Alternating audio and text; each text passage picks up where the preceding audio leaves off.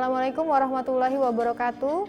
Hari ini kita kembali lagi ke dalam agenda praktikum untuk adik-adik angkatan 2020 ya adik-adik ya. Untuk topik praktikum histologi pada blok 6 kali ini adalah sistem pencernaan ya atau sistem digesti. Baik, kita akan melihat satu persatu masing-masing preparat yang akan kita amati. Baik adik-adik, kita mulai dengan preparat yang pertama ya. Tentunya dari sistem pencernaan kita mulai dari awal kita memasukkan makanan ya adik-adik ya, yaitu bibir ya. Nah, ini adalah gambar irisan dari bibir ya yang telah diproses secara histologis ya. Nanti di sini untuk bibir kita akan melihat lapisan-lapisan yang menyusun bagian bibir kita ya. Kemudian apa saja sel-sel yang ada di dalam masing-masing komponen lapisan tersebut ya.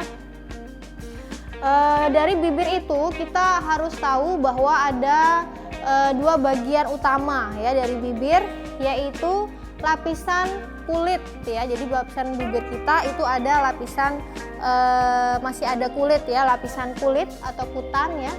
Kemudian nanti ada lapisan mukosa yang khas ya dari bibir, yaitu yang berwarna agak kemerahan ya.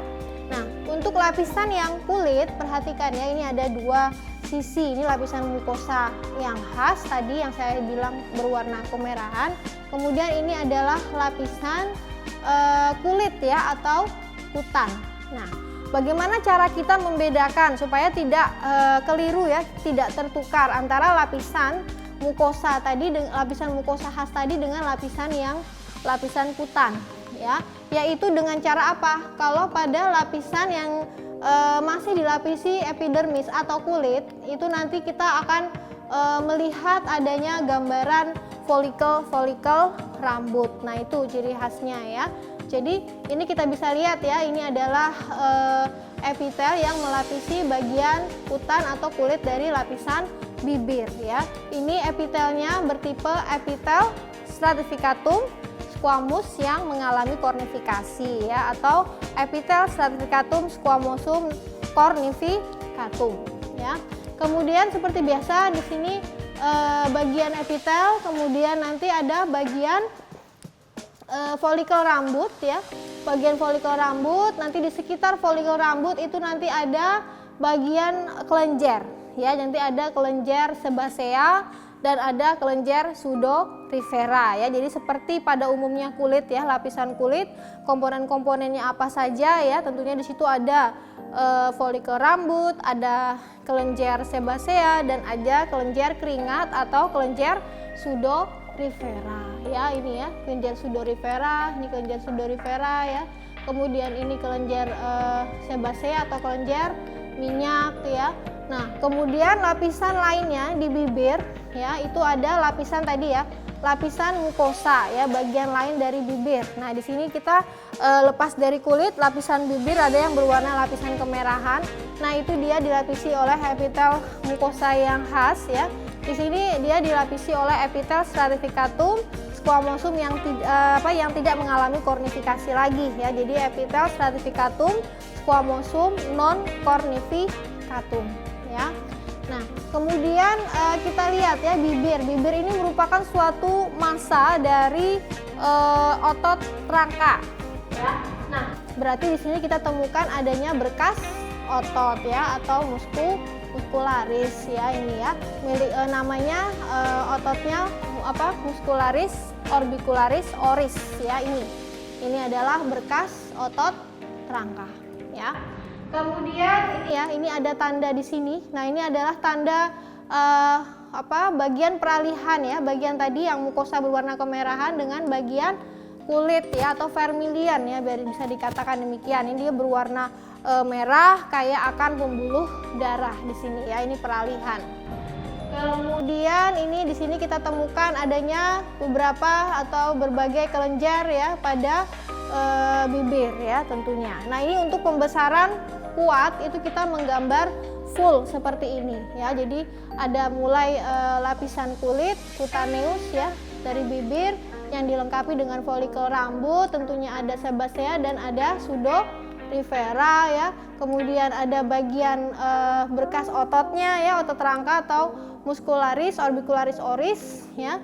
Kemudian ada lapisan mukosa yang lainnya ya, sisi lainnya yang khas itu ya, dia dilapisi oleh epitel stratificatum squamosum yang tidak mengalami kornifikasi atau non kornifikasi ya. Ini adalah bagian kelenjar.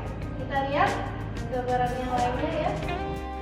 Nah, ini penjelasannya saya kira tadi ya. Jadi ini ada lapisan bagian dari kulit dari bibir ya, ada kelenjar rambut ya, ini ada beberapa tersebar adanya kelenjar sebasea ya, karena ada folikel rambut, ada kelenjar sebasea dan ada kelenjar sudorifera ya di beberapa tempat.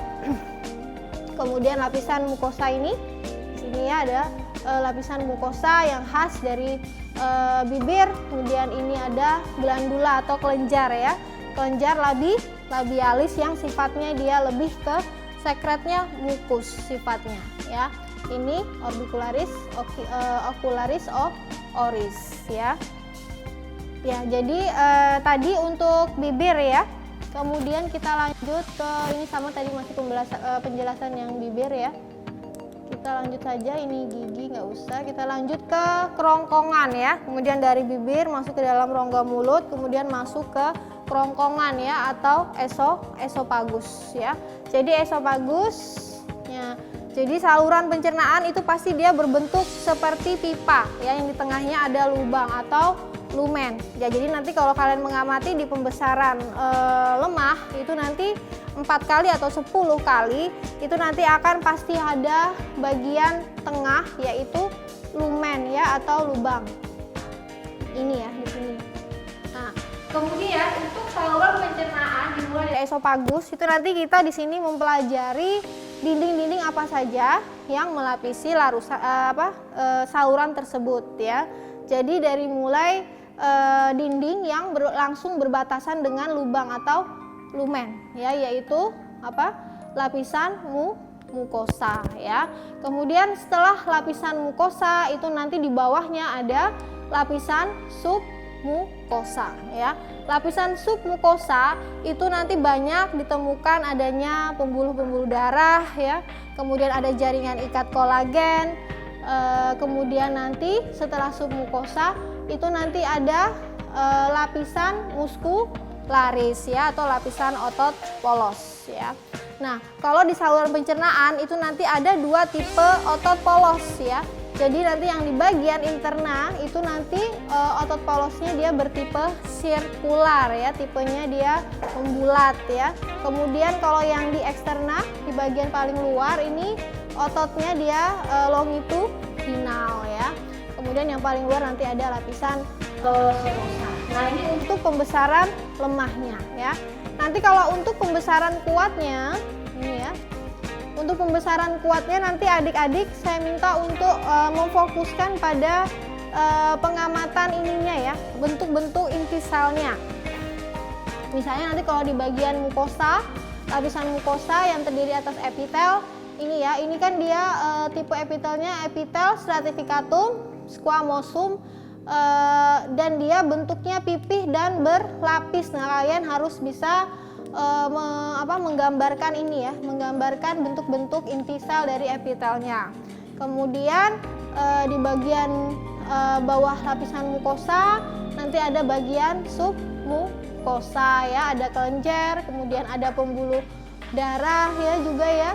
Nah, ini digambarkan ini tepat di bawah epitel mukosa ada lapisan lamina propria ya. Jadi sebelum ke submukosa di bawah lapisan bagian dari mukosa itu nanti ada lapisan lamina propria ini ya. Nah, lamina propria ini juga akan kaya jaringan ikat dan pembuluh darah atau jaringan ikatnya jaringan ikat kolagen. Nah, nanti kalau untuk pembesaran kuatnya kalian harus bisa menggambarkan ini ya, mewakili gambar ini. Jadi ada mukosa, submukosa, dan ada muskularis. Tentunya dengan menampilkan bentuk-bentuk inti sel dari epitelnya secara jelas seperti ini ya. Ini untuk pembesaran kuat. Cukup saya kira untuk esofagus. Kita ke selanjutnya ya adik-adik ya. Preparat untuk organ lambung ya. Kita tahu ya bahwa lambung, kita lihat ya, lambung itu terdiri atas beberapa bagian utama ya. Jadi ada bagian bagian leher atau kardiak dari lambung, kemudian bagian fundus ya, kemudian badannya, badan lambung atau korpus ya, kemudian ada bagian pilorus ya, nanti yang berhubungan dengan duodenum. Nah, nanti kita akan melihat histologis dari lapisan-lapisan ini ya, dinding yang melapisi bagian lambung ya. Nah, ini adalah gambaran skematik ya untuk lapisan-lapisan yang berada di lapisan mukosa dari lambung ya. Kalau yang ini tadi adalah bagian pilorusnya, kalau ini adalah bagian fundusnya. Jadi nanti bagian fundus diambil, kemudian diproses histologis, kemudian dilihat di bawah mikroskop, nanti dia akan terlihat lapisan-lapisan dari mukosa tentunya ya, dari mulai yang berbatasan dengan lumen itu nanti terdiri atas lapisan-lapisan berikut, dan ada sel-sel penting ya yang harus kita amati ya. Jadi yang ini ya, jadi ada di bagian mukosa itu tentunya ada lapisan permukaan ya, paling permukaan yaitu lapisan epitelnya ya. Lapisan epitelnya ini kolumner selapis ya.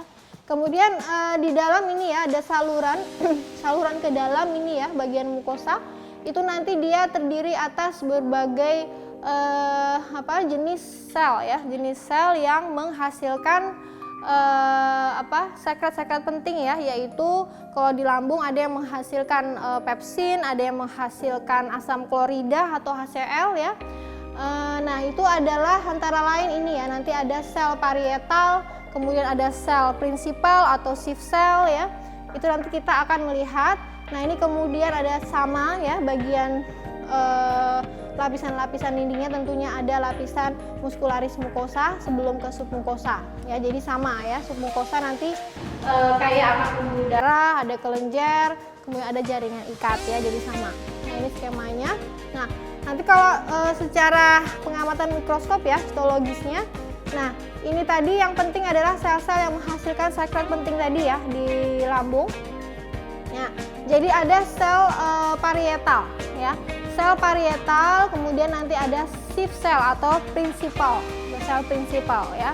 Kalau sel parietal itu nanti kita amati di bawah mikroskop dengan pembesaran kuat ya, 40 kali.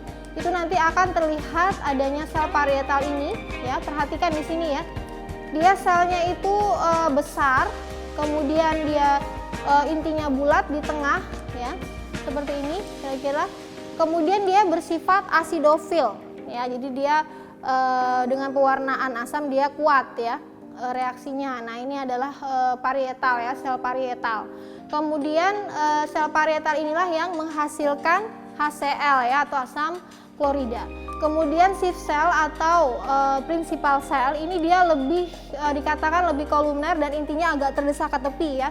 Kira-kira seperti itu kalau dalam teorinya. Kemudian dia bersifat basofil untuk chief cell atau principal cell. Nah, dia menghasilkan pepsin ya, dikatakan demikian. Nah, ini untuk ini saja untuk kalian nanti membedakan mana yang parietal, mana yang chief cell nanti dengan pengamatan kuat ya, pembesaran 40 kali. Nah, ini ada mucosel juga di sini di antara sel parietal dan ada sel chief cell. Saya kira kalau lebih jelas yang ini ya adik-adik ya.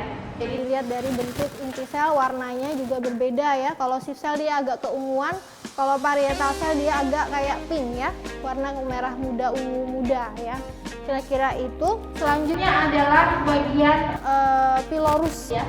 Bagian pilorus tadi sesuai saya tadi ya menjelaskan bahwa pilorus ini berbatasan dengan duodenum. Jadi nanti kalau dilihat di mikroskop itu nanti kita mencari batasnya ya, batas antara bagian pilorus lambung dengan bagian duodenum ya. Nah, di sini yang bisa kita bedakan adalah bahwa kalau pilorus itu belum dijumpai adanya lipatan-lipatan epitel ya atau villi ini ya. Kalau pada duodenum itu sudah ada villi ya atau lipatan-lipatan epitel ya. Kemudian yang perlu diperhatikan lagi adalah glandula ya. Di sini kalau bagian pilorus itu tidak tampak adanya ini ya, penampakan ini glandula duodenalis atau Brunner ya. Ini khas sekali dijumpai pada duodenum ya. Kalau pada pilorus ini hanya kelenjar pilorus ya, pilorica. Jadi dia hanya terlihat mungkin lebih kecil ya. Kalau ini kita lihat dia lebih besar ya. Ini dengan pembesaran lemah, kira-kira penampakannya seperti ini. Nanti kalian harus bisa mencari batas ini ya. Nah, kemudian untuk lapisan-lapisan dindingnya sama ya. Jadi mulai lapisan mukosa yang dilapisi oleh epitel ya, sama. Kemudian ada lapisan muskularis mukosa, masih bagian dari lapisan mukosa ya. Kemudian nanti ada bagian submukosa ya. Submukosa itu khas, dia ada kelenjar-kelenjar, kemudian ada pembuluh darah ya. Kemudian yang ketiga adalah lapisan tentunya muskularis ya atau lapisan otot polos. Nah, ini di pilorus dan duodenum itu ada ya. Kemudian terakhir ada lapisan sebusa. Saya kira itu kita lihat ini yang lebih jelas ya untuk pembesaran kuatnya. Jadi pembesaran kuatnya nanti lumen sama ya. Jadi kalian harus bisa menampilkan ini ya, bagian epitelnya ini. Kemudian ada villi-villi, ini batasnya villi untuk duodenum. Nah, ini kemudian yang paling jelas ya, ini khasnya pada duodenum itu ditemukan adanya kelenjar duodenalis ya atau kelenjar Brunner ya. Ini terdapat pada bagian submukosa ya. Kalau pada pilorus itu nanti ada glandula pilorica. Saya kira itu ya untuk pilorus duodenum. Kita ke preparat selanjutnya. Nah, ini duodenum ya. Kalau tadi perbatasannya, ini kita ke duodenumnya ya. Nah, ini tadi yang saya bilang bahwa kalau pada duodenum itu khas sekali terdapat kelenjar Brunner ya atau kelenjar duodenalis pada lapisan submukosa. Mungkin ini pembesaran kuatnya ya. Ini lapisan muskularis mukosa, mukosanya pasti ada epitel. Epitelnya bertipe apa? Epitelnya kolumner selapis. Kemudian di sini sudah ada lipatan-lipatan epitelnya ya atau villi. Nah, itu untuk kelenjar duodenum. Jadi sama nanti lapisannya ya dari mukosa, submukosa, kemudian muskularis ya. Nah, ini sama tadi lapisan mukosa, kemudian ada submukosa yang didominasi oleh kelenjar-kelenjar duodenalis ini ya atau kelenjar Brunner. Kemudian ada pembuluh darah. Kemudian ini ada lapisan otot tipis ya sebelum ke submukosa atau muskularis mukosa ya. Ini kemudian sudah ada lipatan-lipatan usus atau villi ya. Epitelnya ini mukosa, epitel mukosa dilapisi oleh epitel kolumner selapis ya. Nah, ini lebih kuat lagi ya, kolumner selapis ya, ini tipenya kolumner selapis. Kemudian ini di bagian villi itu ada bagian struktur khusus atau khas ya, atau sel piala atau sel goblet ini untuk menghasilkan mukus. Nah, dia berada di beberapa lokasi di antara sel epitelnya ya. Ini kita lihat ya, ini dia terlihat berwarna jernih atau tidak terwarnai ini ya, yang seperti lubang-lubang ini. Nah, ini adalah sel piala atau sel goblet. Nah, ini masih sama ya. Ini ada sel kelenjar-kelenjarnya ya. Ini pembesaran kuatnya, ini sel-sel kelenjarnya pada bagian lamina propria, ini pembesaran kuatnya. Oke, kita berlanjut ke preparat selanjutnya untuk yeyunum ya adik-adik. Kita lihat ini ada tentunya sama ya, setiap saluran pencernaan ada bagian mukosa ya yang berbatasan dengan lumen. Kemudian lapisan mukosa ini nanti ada epitel ya, epitelnya sama jenis epitelnya ulnar simplex. Kemudian ada lipatan-lipatan epitel ya di sini yaitu villi ya untuk memperluas permukaan ya. Kemudian di sini sebelum ke submukosa ya. Di bawahnya ada lamina propria. Ini juga kayak akan kelenjar-kelenjar ya. Kemudian ada muscularis mucosa, masih bagian dari mukosa, lapisan mukosa. Kemudian di bawahnya ada lapisan submukosa ya, yang kayak akan kelenjar ya, membuluh darah. Kemudian yang bagian bawahnya setelah submukosa ada lapisan muscularis ya. Tentunya nanti di sini ada lapisan otot polos dengan dua tipe, jadi sama ya. Jadi ada tipe sirkular yang bagian interna, bagian paling eksterna adalah bagian berkas yang longitudinal ya, otot polosnya. Nah, ini untuk pembesaran kuatnya sama ya. Saya kira ini cuma hanya melihat bentuk inti sel dari epitelnya ya, karena dia kolumner selapis, jadi di sini dia bentuk intinya memanjang ya, atau kolumner. Kemudian nanti kalau pembesaran kuatnya itu nanti akan terlihat ini ya, bangunan-bangunan tadi yang dia tidak terwarnai atau pucat, atau sel goblet atau sel piala untuk menghasilkan mukus ya. Nah, ini jelas sekali, banyak sekali sel goblet di sini ya. Ya, jadi saya kira ini hampir sama tadi dengan duodenum ya adik-adik ya. Ini lebih kuat lagi, ini banyak dijumpai adanya kelenjar ya pada bagian mukosa lamina propria ya. Kemudian ini muscularis mucosa dan di bawahnya ada submukosanya. Ini adalah pembuluh darah ya. Ini ada sel-sel darah merah di dalamnya. Begitu. Oke, lanjut ke ilium selanjutnya preparatnya ya adik-adik. Nah, kalau ilium juga sama ya, karena dia masih usus halus, jadi tetap sama. Jadi ada salurannya, bagian tengah lumen ini ya, lubang.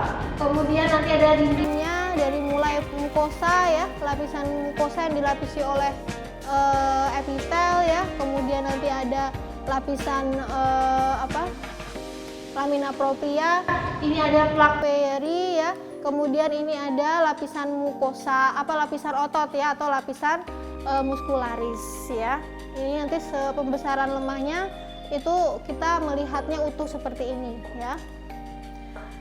Nah, ini untuk pembesaran kuatnya nanti cukup mungkin menampilkan potongan seperti ini, tetapi nanti terlihat kita harus bisa menggambarkan secara jelas bentuk inti sel ya. Jadi tetap ada kolumner selapis ya, yang melapisi epitelnya ya. Kemudian nanti ada mukosa, kemudian submukosa, dan lapisan muscularis atau otot polos ya. Jadi sama. Dan di sini ada khas ya. Jadi ada deretan-deretan nodul limfatik ya, ini ya, plak Peyeri ya, ini pada usus halus, ini pada ileum. Kita lanjutkan ke preparat selanjutnya, yaitu usus besar ya, ya. Oke, jadi sama. Jadi kalau suatu saluran pencernaan usus besar juga ya, itu nanti ada bagian tengah atau lubang, yaitu lumen. Kemudian yang berbatasan langsung adalah lapisan mukosa ya. Nah, di sini yang membedakan dengan usus halus adalah bahwa pada mukosanya itu epitelnya tidak ada lipatan-lipatan ya, atau fili, jadi tidak dijumpai. Kemudian ini untuk mukosanya sendiri, ini ada epitel yang melapisi sama, yaitu kolumner selapis atau simplex kolumner. Dan ini kalau kita lihat dia langsung membentuk kelenjar-kelenjar ya, kelenjar-kelenjar tubular di sini ya. Ini adalah lapisan mukosa dari usus besar. Kemudian sama ya, di bawah lapisan mukosa nanti ada lapisan submukosa ya. Jadi sama, di sini submukosa juga kayak akan pembuluh darah ya, serabut kolagen, jaringan ikat ya. Kemudian nanti tentunya di bagian lapisan otot tentu juga ada lapisan otot polos ya. Jadi tetap ada dua tipe otot, yaitu sirkular dan longitudinal ya. Nah, untuk pembesaran kuatnya jadi sama. Kalian nanti diminta untuk lebih mengamati atau menggambar inti sel ya, bentuk inti sel dari epitelnya ya. Kalau kolumner ya dia bentuknya agak kolumner atau agak lonjong ya, kemudian hanya selapis. Kemudian jelas nanti kalian bisa menampilkan ini ya, bentuk epitelnya ini yang langsung nanti berhubungan atau berkoneksi dengan kelenjar-kelenjar tubular ini ya, di bagian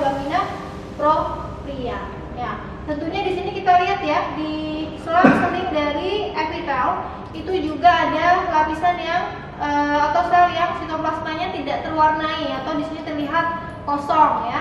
Ini adalah sel goblet tadi ya, untuk penghasil mukus ya atau sel piala. Jadi sama. Nah, ini untuk pembesaran kuatnya. Oke, itu untuk organ usus besar ya adik-adik ya. Kita lanjut ke hepa ya atau hati. Oke, jadi kalau bagian organ hati ya, mungkin kalian dulu pernah pengamatan ini ya, granula glikogen ya dulu ya waktu psikologi. Nah, ini kita langsung ke struktur hepatnya ya secara umum ya. Jadi nanti secara umum itu hepat itu terdiri atas bagian lobulus hepa ya. Ini satu lobulus, ini satu lobulus, ini satu lobulus, ini satu lobulus ya. Nah, kemudian masing-masing satu lobulus itu terdiri atas ini ya, di pusat tengah ini ya. Ini adalah vena ya, vena centralis. Kemudian nanti dia akan bercabang-cabang ini ke perifer ya. Nah, nanti di perifernya ini dia terdapat 3 perangkat penting ya, atau trias atau portal ya. Nah, di sini 3 trias portal itu terdiri atas apa saja? Terdiri atas cabang dari arteri, kemudian vena di sini, kemudian ada ductus biliar ya. Kita lihat gambaran histologisnya dulu. Oh ya, ini ya sel-sel hepatosit ini dikenal ini dia mengelilingi secara radial si vena centralisnya ya. Kita lihat di sini dia berbentuk selnya poligonal ya. Banyak inti ya, banyak sudut. Nah, ini ya, ini untuk histologisnya di bawah mikroskop ya. Jadi memang kita harus bisa membedakan ya mana satu lobulus hepar ya. Kita tentukan saja vena centralisnya, karena satu lobulus hepar ada vena centralis di tengah ya. Kira-kira ini satu lobulus hepar, satu lobulus hepar, satu lobulus hepar, satu lobulus hepar ya. Kemudian ini yang menjalar-jalar ini ya, memanjang seperti matahari, ini adalah sel heparnya atau hepatosit tadi yang berbentuk poligonal ya. Itu ini kuatnya. Kemudian kita mencari tadi ya, trias portal tadi ya. Kita lihat trias portalnya, mungkin kalau kita cari ya di sini di bagian tepinya itu mungkin ini ya, ini trias portalnya. Kemudian nanti pembesaran kuatnya kita fokuskan ke trias portalnya ini ya. Ini ya trias portalnya kita fokuskan. Kemudian nanti akan terlihat dengan pembesaran kuat itu nanti ada 3 pembuluh darah ya, cabang pembuluh darah ya. Jadi ada ductus biliar, kemudian ada arteri dan ada vena. Nah, untuk membedakannya untuk dari ductus biliar dan pembuluh darah arteri vena itu adalah ini ya, mungkin ya bentuk epitel yang melapisi. Kalau pada ductus biliar ini epitelnya dia berbentuk kuboid selapis ya. Kalau yang vena arteri dia lebih pipih ya. Nah, ini adalah arteri, ini adalah vena. Jadi kalau dilihat di bawah mikroskop dia akan terlihat tepinya ini terlihat lebih tebal pada yang ductus adik-adik. Nah, itu untuk trias portal dan ini khas ya pada organ hepar ya, selain tadi ada vena centralis ya. Oke, selanjutnya kita ke preparat kandung empedu ya. Jadi sama, tetap ada lumen, kemudian ada lapisan-lapisan dindingnya ya yang terdiri atas lapisan mukosa, kemudian lapisan submukosa dan ada lapisan otokolos. Jadi sama. Nah, ini juga tipe epitelnya sama. Jadi ada kolumner selapis ya. Tetap ada lamina propria, masih bagian dari lapisan mukosa. Kemudian nanti ada lapisan muscularis mukosa dan ini ada lapisan otot ya, setelah ada lapisan submukosa. Jadi sama. Nah, ini adalah kelenjar-kelenjar yang ada pada lapisan mukosa ya. Ini ada kelenjar yang bersifat mukus ya, kelenjar mukus. Nah, ini pada kandung empedu. Nah, ini saya bilang tadi ya bahwa dia sama. Jadi ada lapisan mukosa, ada lapisan muscularis, dan ini ada bagian jaringan ikat pada ini ya submukosa, ini muscularis mukosa. Jadi sama ya, ini untuk kandung empedu.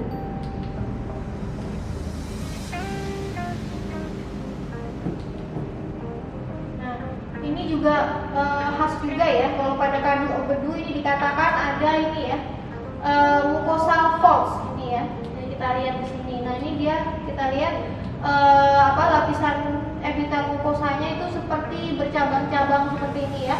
Nah, ini mucosal fold ini juga khas pada kandung empedu. Nah, ini sama saya kira ya, untuk penjelasan secara pembesaran kuatnya ya. Bentuk intisalnya nanti harus bisa kita gambarkan, dia bentuknya koluner selapis. Ini adalah intisal dari jaringan ikat ya pada bagian lamina propria.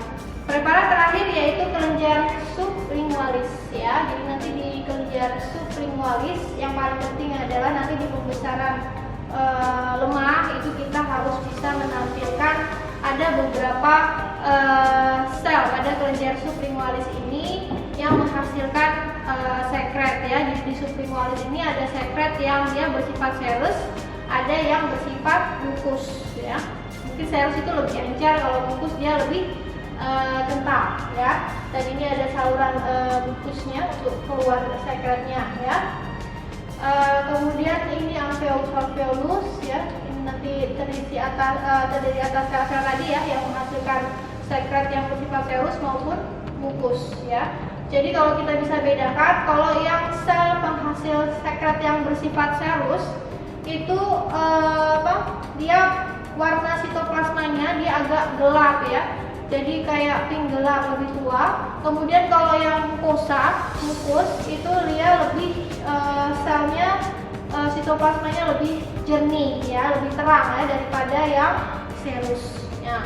Kemudian di sini ya nanti ada bagian khas ya dari kelenjar sublingualis ini yang bisa ditemukan, yaitu dia perbatasan ya. Jadi separuh kelenjar serus, sel serosa, kemudian separuhnya ada sel mukosa yang mukus sekretnya ya. Jadi itu dia bentuknya seperti bulan sabit ya, kira-kira seperti ini. Nah, itu namanya demiluna serosa. Ini khas pada kelenjar sublingualis ya. Nanti mungkin pembesaran lemahnya kalian gambarkan lengkap seperti ini. Ada bagian kumpulan-kumpulan dari alveolus yang diisi oleh sel-sel penghasil sekretnya ya, sel serosa maupun sel mukosa. Kemudian ada ductus ya untuk mengeluarkan sekretnya.